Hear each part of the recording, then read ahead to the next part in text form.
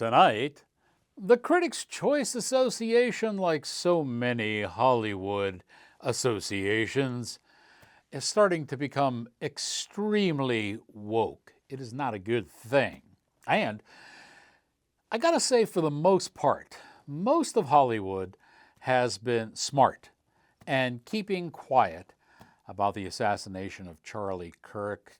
Michael Keaton and Jamie Lee Curtis came out with statements that, tried to straddle both camps. Noble effort really wasn't necessary. I wish I could say the same about musicians. They were not as smart, and a lot of them are paying the consequence. Hey, we got a whole lot more to talk about as cinematic class is about to begin, and your professor is in.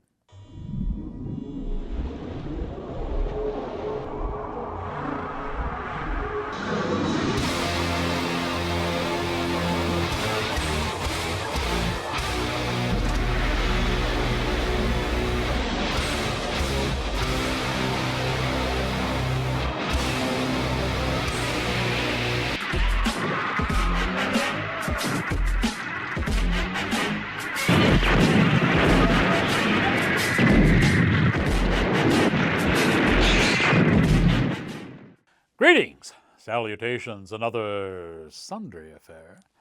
I am your cinematic professor and purveyor of truth in movies. Before we begin with tonight's festivities, let me remind you that there is currently a 40% sale going on at the official Rex Reel store. This includes everything you'll need for the fall season coming up: hats, shirts, stuff for school, all that good stuff. 40% off now at the official Rex Reel store. Check it out. Stock up today. Hey, it might be time to start thinking about holiday gift giving too. Keep that in mind as well. I don't know how many times I've said this, but the old Steely Dan song constantly rings true. Remember, show business kids making movies of themselves, they don't give a about anybody else, right? And we certainly have that tonight. Poor Kristen Gerwig. For years, this woman lived in her progressive dream world. And then she became pregnant. And after the birth of her first child, reality comes in and those rose-tinted glasses shattered. She realized that all of her ideologies were useless. So what do you do when life hands you that hurdle? Well, you do like most Hollywood producers do. You keep your ideologies alive by making a movie. Now, luckily, this is a short movie. It's up for numerous awards in the film festival circuit, but thankfully it's a short one because she went through such a traumatic experience giving birth to her first child that now it's necessary for her to belittle motherhood. And that's not the best. Are you ready? She blames motherhood and the experience of birthing her child on capitalism. I kid you not. She equates motherhood with cattle ranching and blames greed for this basic element of nature. The movie stars Mia Andoh as Key. She does a nice job in this. Now, Kristen claimed in her publicity for the movie that she made a socially impactful film. That's in quotes. No. It's just another example of a libtard bombasted by the real world. Samuel Clemens is offering his debut feature. It's called The Drowned, and it stars Alan Colton, Laura Lemon, and Lily Catalifo. Now, this movie is really infused, if you will, with Greek mythology. Thieves have stolen a priceless artwork, and they're all to meet at this safe house by the sea. Well, 3 of them show up, the 4th doesn't. What could have happened? Did something happen to this 4th individual? Police, maybe? Or one of the remaining three offing the other ones for a bigger share of the prize. That seems to be the problem, but things become even more bizarre when three voluptuous vixens show up on the shore. You know, when this happens, you can hear Eric Clapton singing the song, "Till you touch the distant shores with tales of brave Ulysses, how his naked ears were tortured by the sirens sweetly singing." And lucky for you, I didn't sing those lines, I just recited them. So you get the idea of what's happening here in this thing. You'll be pleased to know that the sirens are multicultural, so that should make all the liberals happy. Although they left out the Asians. They got ignored for some reason. The movie is interesting, and I like the way they infused the story of the Greek mythology into the modern tale, but it does move a little bit slow, and it may be a little bit of a struggle to get through it. Here's a look now at The Drowned.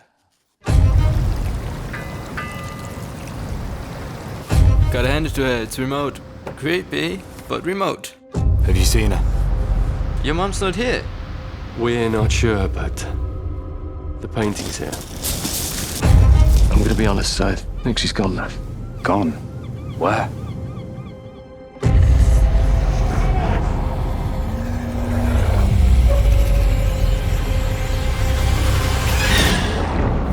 I'm just wondering why I was in the bedroom one minute and out there the next. Let's just not jump to any conclusions and stick to our plan.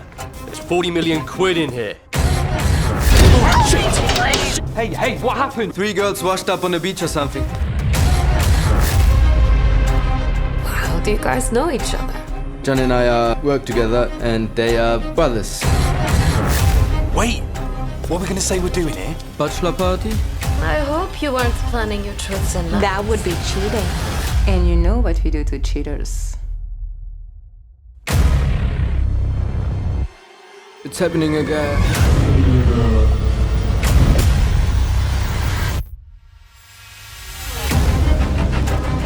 What are you looking for? What happened? It's her bracelet, she's dead. Who are you and what the are you really doing here? We lost time!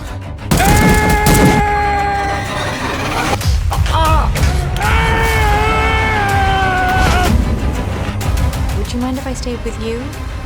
Your brother kind of gives me the creeps. What did you decide to have your party here? So no one could ever find us. What have you done? It has been a while since we dipped into the mailbag, but we will when Outtakes with Rick's Reel continues right after this.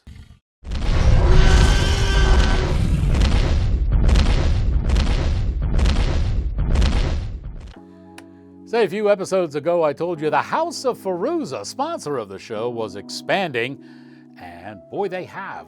Say hello to Riley and Eli.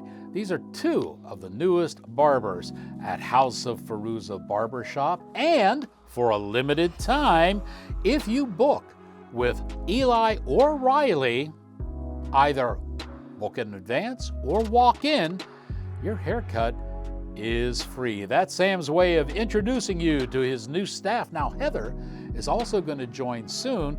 We'll tell you more about her on the next show and have her picture as well. But for now, it's Eli and Riley. Get a free haircut. Either walk in or make a call, but you better hurry because this introductory offer ends soon. The House of Fallujah, located at the corner of Drake Road and South Park Road. Stop in and see them today.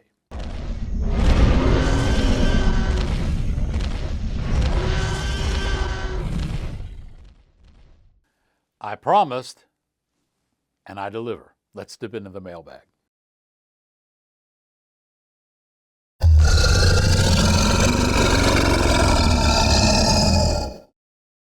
Say we haven't dipped into the mailbag for a while, so when we got a few comments, I figured, well, we should do this once again. Our first one is from 77 Relayer. He was talking about my review for the movie called To Kill a Wolf. It was a movie I really liked. And he said, appreciated your comments. I look forward to seeing this movie at a theater near me. By the way, where do you teach cinema? Well, 77 Relayer, I think, comes from across the pond in the UK because he spells theater like I do. And he says, where do you teach cinema instead of film? So we kind of get it away there. Got to tell you, 77 Relayer, I am retired. And I don't teach anymore, except for the little snidbits you are privy to on this show. My review of a Jurassic Games Extinction brought several comments, mainly because that review had two movies in it. It had Jurassic Games Extinction, and I tied it in with the new Jurassic Park Rebirth. So we have user EN, and then a whole lot of numbers, who wrote and said he didn't like the plot armor. The dinosaurs, now he's talking about Jurassic Park Rebirth, the dinosaurs pose no threat to the characters set to return in the next movie. Yes, they chase them around a bit, but it's like they didn't even try. You know, I agree with you, and I got to tell you, user EN, that there's another movie out there called Primitive War, and I'm going to talk about that on the next show, and I think it shows.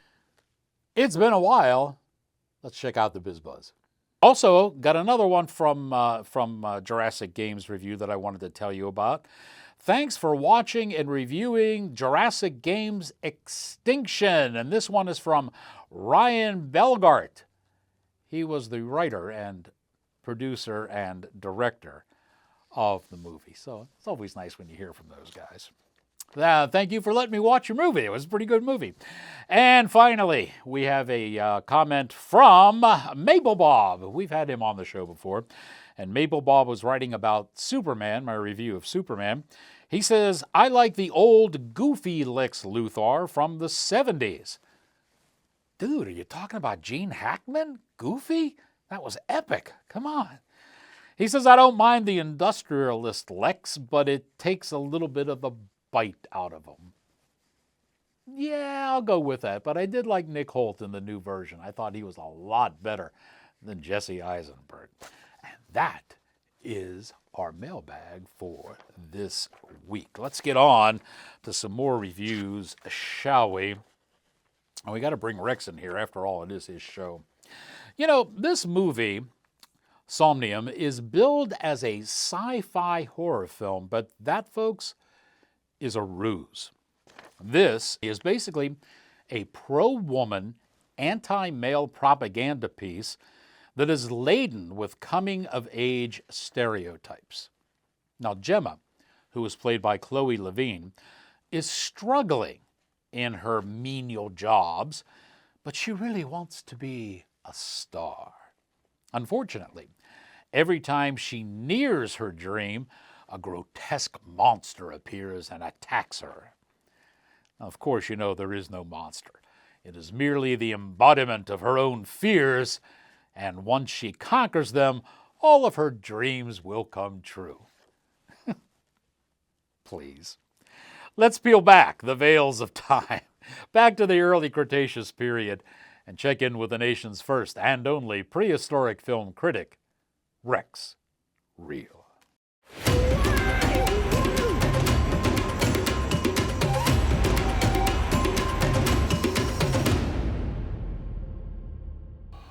Somnium is written, directed, produced by Rachel Kane, proving once again that women cannot effectively produce horror films. The horror for Gemma is her own emotional foibles. The horror for everyone else is having to watch this horrid waste of time.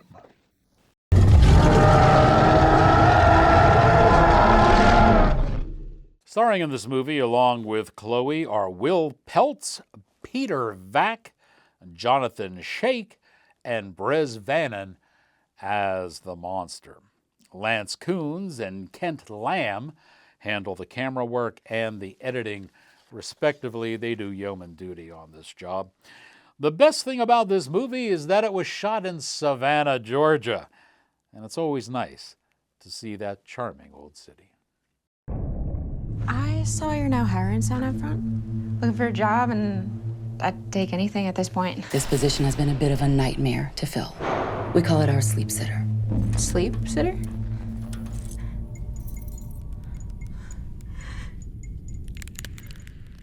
Good evening, and welcome to Somnium.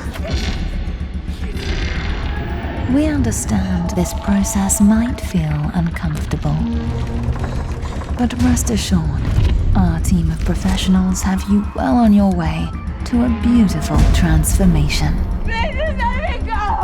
Lie back, relax into a sleeping position, and allow us to make your wildest dreams come true.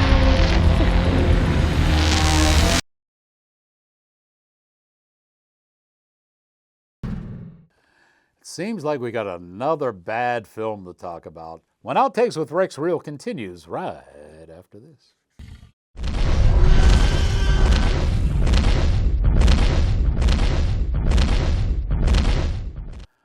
Another sponsor of our show is Gabriel Mastracci and his art. I'll tell you what, he just finished up the Fairfax Comic-Con, and later this month he'll do the Oktoberfest down in Lovettsville, Virginia. This is a great place, if you're in the area, a great time to stop in and see some of his work. Here's a couple of his latest drawings that he has done. These are really kind of cool. And you can get them both in the black and white and in the color versions. And of course, don't forget his official dinosaur coloring book. This thing is pretty amazing. I know a lot of people that have picked them up and just enjoy the heck out of drawing and coloring these pictures. So the book is available online. Here's how you can get it.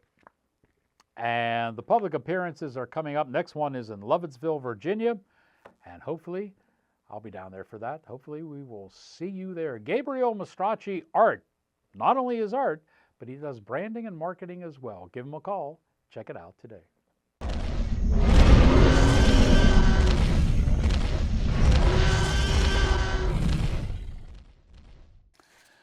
You know, when I read the synopsis for this movie, I thought, well, this could be kind of interesting. Oh, boy. It's from Breaking Glass Pictures, and I got to tell you, folks, this movie is just awful. It's called 3 Days or Else. It is written and directed by Ralph Sink, and he pens a script that is a carbon copy of the Progressive Playbook. He utilizes second-rate actors spewing stilted woke dialogue through a tinny, very hollow sound system, disguises it all with the assassination of a pro-abortion politician. There's so much agenda in this thing. Singh said, and this is a quote, "This is the most creative writing I've done." No, it isn't. Sorry, that's PR hype. It's exactly like listening to one of the speeches from The Squad. It just turned it into a script. The film stars Mikhail Freeland, Sam French, Rick Watson, and Cole Springer. Now, the film is presented in a series of interviews, much like these real crime TV shows. So the production values are not high on this at all. In fact, I'll tell you how bad it gets. One of the few action scenes features two cars driving around a residential neighborhood at about 25 miles an hour, which is the speed limit, but they put in the background sounds from like an auto race in the back to make it... No, it's bad, bad. Listen, if you wake up every morning and you cry because Donald Trump is president, then you'll probably like this movie and the story it tells. But if you're a normal person, wow, this one is a waste of time. Wow. It couldn't have been more than 3 seconds between shots. Couldn't see him getting off that second one, let alone hitting the target with it. No way. So what are you gonna do, Ty? Well, I'm gonna go talk to him. Tonight. First, did you shoot the senator? No. So what do you think? Because I got alarm bells going off in my head. I mean, he would have to be Buffalo Bill to pull off that kind of shooting. I'll tell you what I'm thinking. So the FBI's riding my like a borrowed mule. They consider it open and shut that Osborne did it, and did it alone. Unbelievable. Haven't heard the worst of it. They want to take over the whole case. They want to charge him under federal statute, and they want to try him in federal court, cutting us out completely.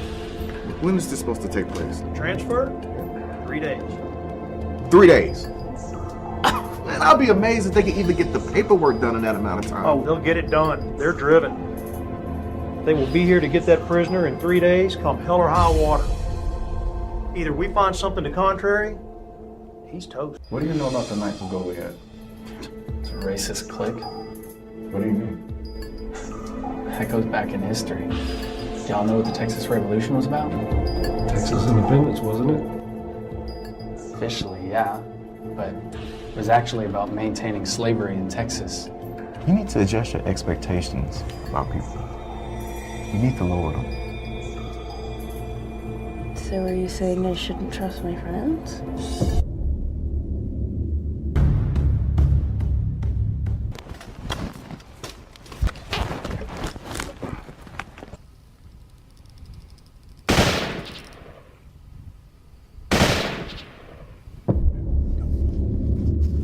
Stop the car!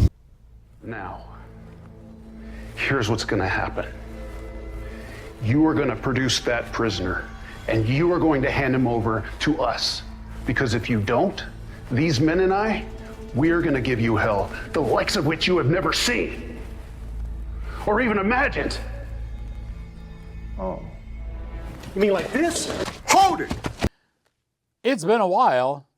Let's check out the Biz Buzz.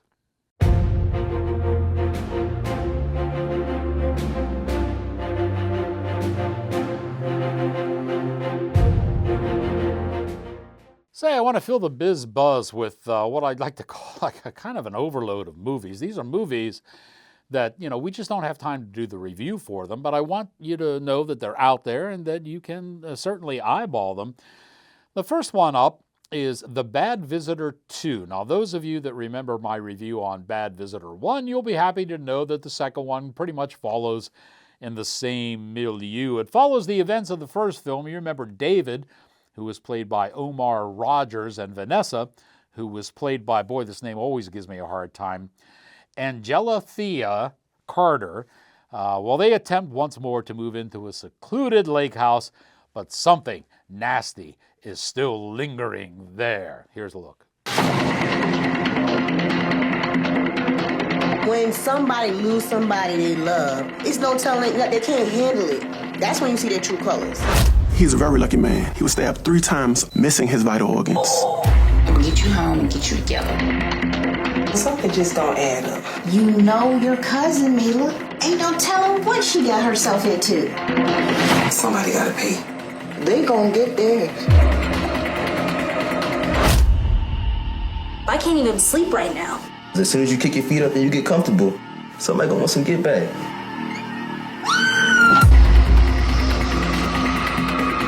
What you got cooking up? It is all my fault. He disappeared the night he came to my house. You know you can't trust them quiet ones. That woman probably got money on all our heads. In the name of Julie, baby. Yes.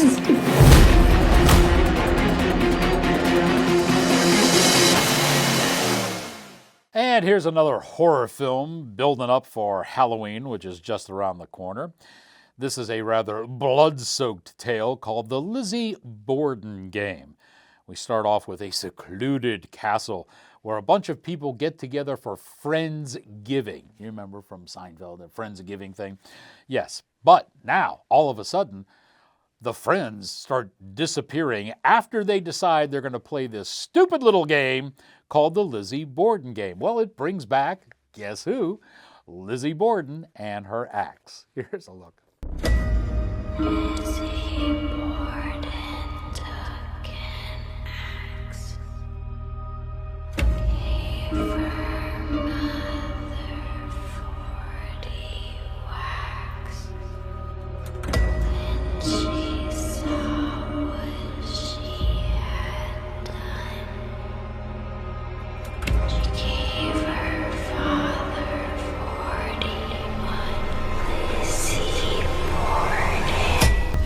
article, but they still haven't found those two girls. Do you remember playing that game when we were kids? What game? The Lizzie Borden game. Oh, the Lizzie Borden game. I used to play that with my brothers on Halloween. You said this thing's a game, right? So how do you play?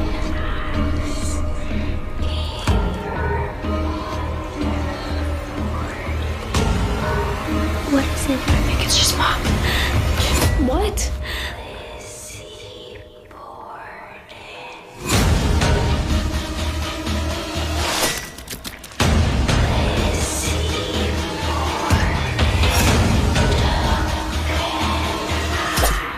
I don't want anyone else to die because of me. Are you crazy? We have to finish the game. Kyle is dead. I have to call the police.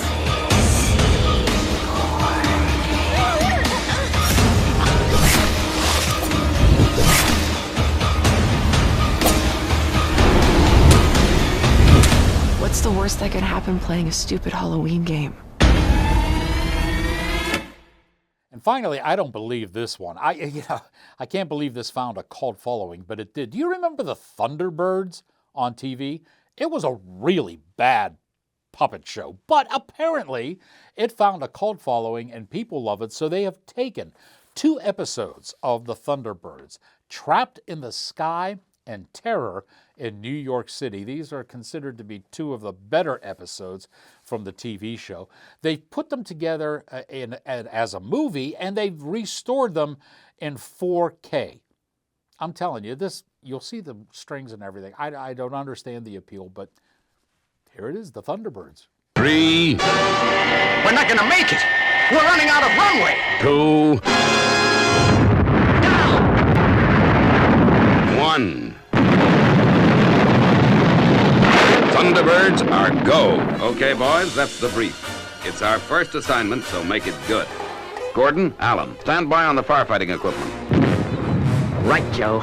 Get on that camera. We're gonna get that story of the year. 3, 2, 1, 0. Fire! I don't understand it. Something must be wrong while losing height.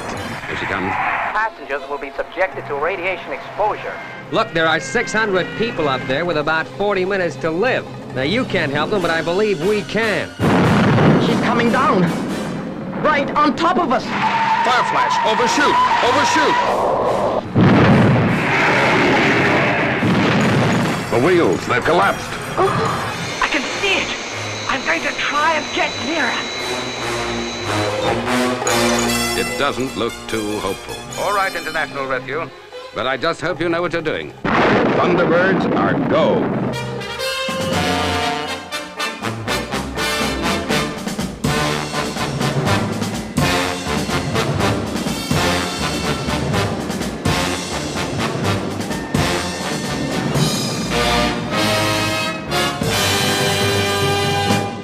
I have a lot more movies to talk about, but they're going to have to hold off until the next episode. We are fresh out of time. For those of you wondering about my political career, which I alluded to on the last 2 shows, you can now look up FOF on both Facebook and Truth Social and follow me there. And now that you have learned what you have learned, here endeth your lesson.